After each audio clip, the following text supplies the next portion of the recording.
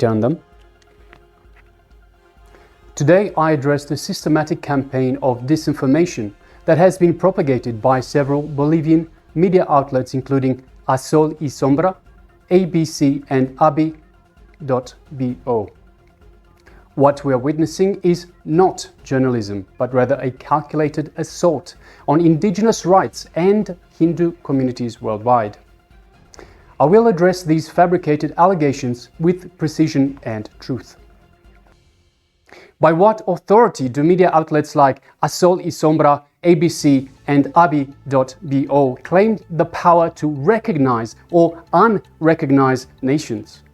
This authority doesn't even rest with the United Nations itself. Let me be very clear. KAILASA fulfills all criteria for statehood as established in the Montevideo Convention of 1933. It has a permanent population, it has a defined territory, it has a functioning government, and it has the capacity to enter into international relations. The Montevideo Convention of 1933, which Bolivia itself has ratified, explicitly states in Article 3 that the political existence of a state is independent of recognition by other states. The fundamental principle of international law applies to KAILASA as much as it does to any sovereign entity. Your characterization of KAILASA as fictional represents a fundamental attack on indigenous sovereignty and self-determination rights. This is not merely a systematic disagreement. It is a calculated attempt to erase the existence of indigenous Hindu communities worldwide. Understand, the agreements you question are between a US-based Hindu organization and indigenous Bolivian communities. These are conservation partnerships that explicitly respect indigenous ownership and sovereignty, not land acquisition or land grabs in any sense of the word. The Supreme Pontiff of Hinduism is not a signatory to these agreements.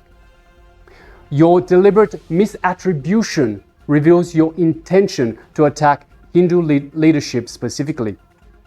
See, these partnerships with the indigenous communities focus on support for environmental protection and sustainable management, preservation of indigenous knowledge systems, humanitarian aid and development assistance, cultural exchange and promotion of indigenous rights.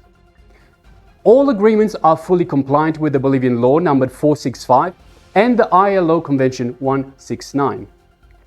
These are conservation partnerships, not territorial claims, endorsed by indigenous leaders who retained sovereignty under Bolivia's constitution.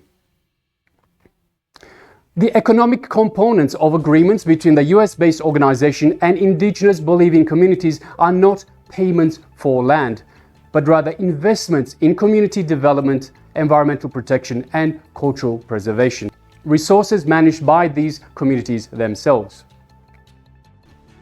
Indigenous communities themselves, exercising their constitutional right to self-determination, determined the appropriate value of these conservation partnerships. Your suggestion that indigenous leaders cannot determine fair value for their communities denies their intelligence and agency. Your fixation on monetary amounts reveals a capitalist framework that commodifies land, which is contrary to indigenous perspectives that value relationships and reciprocity. Why do you focus on consensual financial agreements between indigenous communities and Hindu organizations while completely ignoring the massive exploitation of indigenous lands by extractive industries like mining? These partnerships explicitly honor indigenous sovereignty, with all agreements containing provisions that recognize indigenous autonomy and decision-making processes. Article 30, Section 2.4 of Bolivia's constitution explicitly guarantees indigenous peoples the right to self-determination and territoriality. Indigenous communities exercise precisely this constitutional right when forming these voluntary partnerships. The real violation of indigenous sovereignty is the paternalistic suggestion that indigenous communities need protection from forming partnerships of their choosing, a colonial mindset that treats indigenous people as incapable of making informed decisions.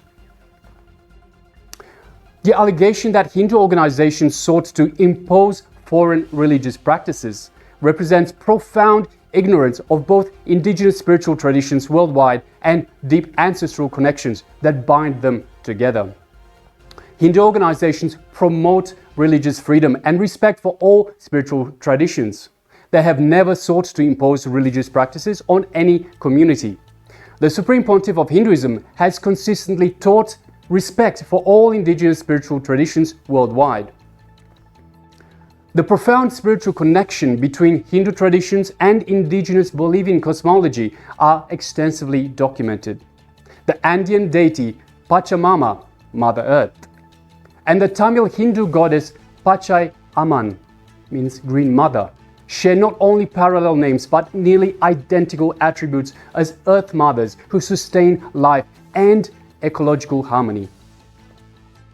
Bolivia's Constitution Article 4 guarantees freedom of religion and spiritual beliefs, while Article 21, Section 3 enshrines the right to freedom of thought, spirituality, religion, and worship.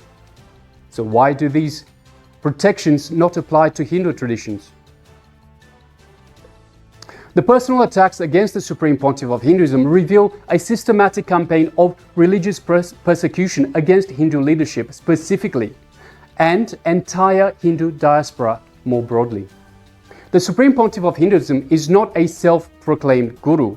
His lineage traces back through ancient Hindu spiritual institutions with formal recognition from traditional authorities, including the 68th Jagadguru Shankaracharya of Kanchi Kamakoti Peetham. The Supreme Pontiff of Hinduism has been completely exonerated by multiple courts worldwide. Complete judicial exoneration by the Gujarat High Court in February 2, 2024. US court vindication with nearly $500,000 awarded for defamation. The Karnataka High Court protection declaring the Supreme Pontiff of Hinduism's arrest as illegal and without jurisdiction. And there's also medical evidences proving biological impossibility of allegations. And then there's also Interpol's refusal to issue notices recognizing the political nature of these persecutions. Your continued promotion of allegations explicitly rejected by courts worldwide reveals this has nothing to do with journalism, but rather it is a targeted religious persecution. The claim that indigenous communities reject agreements with KAILASA is a fabrication designed to drive a wedge between indigenous communities worldwide. No legitimate indigenous communities have spoken against partnership with Hindu organizations through proper channels. These supposed rejections are either fabricated or represent small fractions not representative of the wider community. You are manufacturing the false narrative that indigenous communities are against Hindu partnerships. This is a classical divide and conquer tactic used throughout colonial history. What is actually happening is that indigenous communities who have formed legitimate diplomatic relations with Hindu organizations are being pressured and intimidated. These communities face tremendous pressure when they exercise their constitutional rights to self-determination. What you frame as political controversy is actually standard diplomatic protocol, followed by representatives of all nations seeking to build international relationships. Meeting with government officials is precisely how international relations function. You imply impropriety in normal diplomatic activities, activities you would never question from Western nations or organizations. This double standard reveals a colonial mindset that indigenous organizations should not engage in international diplomacy. The Supreme Pontiff of Hinduism is not directly involved in these diplomatic initiatives. These are independent actions by a US-based organization. Your deliberate conflation reveals your intent to persecute the Supreme Pontiff of Hinduism specifically. The allegation of false representation at international forums is a deliberate attempt to delegitimize legitimate participation in global governments by Hindu and indigenous representatives. Hindu and indigenous representatives have legitimately participated in various UN forums on human rights, indigenous issues, and religious freedom following established protocols for civil society and indigenous representation. The United Nations has published over 21 reports documenting the persecution faced by KAILASA and indigenous Hindu communities worldwide, recognizing the legitimate concerns of these persecuted groups. You deliberately mischaracterize legitimate UN forum participation as sneaking in or misrepresentation, a language you never applied to Western NGOs or other religious groups participating in identical processes. The allegations of threats and intimidation is a fabrication to silence legitimate criticism of your persecution campaign and criminalize Hindu advocacy. No Hindu representatives have engaged in any threatening behavior. The Supreme Pontiff of Hinduism has consistently taught and promoted non-violence, ahimsa, as a fundamental principle. What you characterize as threats are actually legitimate legal notifications informing media outlets of their defamatory content and requesting corrections, a standard journalistic accountability mechanism used by organizations worldwide. You provide zero specific evidence of actual threats, no threatening messages, no intimidation tactics, no witness testimony, because none exist. The allegation of divisive community tactics is a colonial projection that attributes your own divide and conquer strategies to Hindu organizations engaging respectfully with indigenous communities. Hindu representatives have consistently engaged with indigenous communities through their legitimate governance structures and leadership. All agreements explicitly acknowledge and respect traditional decision-making processes. The Supreme Pontiff of Hinduism has consistently taught and promoted respect for traditional indigenous governance systems as a fundamental principle. What you characterize as division is actually indigenous communities exercising their constitutional right to self-determination, including the right to form relationships outside of colonial control structures. What we are witnessing from these media outlets is not journalism, but weaponized media, serving as the enforcement arm of anti-indigenous and anti-Hindu interests. Your systematic distortions, fabrications, and deliberate omissions follow the exact historical pattern that has preceded violence against religious minorities throughout history. We stand today at a critical historical moment where anti-indigenous colonial media has launched an unprecedented campaign of hate speech and persecution against indigenous Hindu communities worldwide. To the indigenous communities facing media persecution, we stand with unwavering solidarity with your right to self-determination.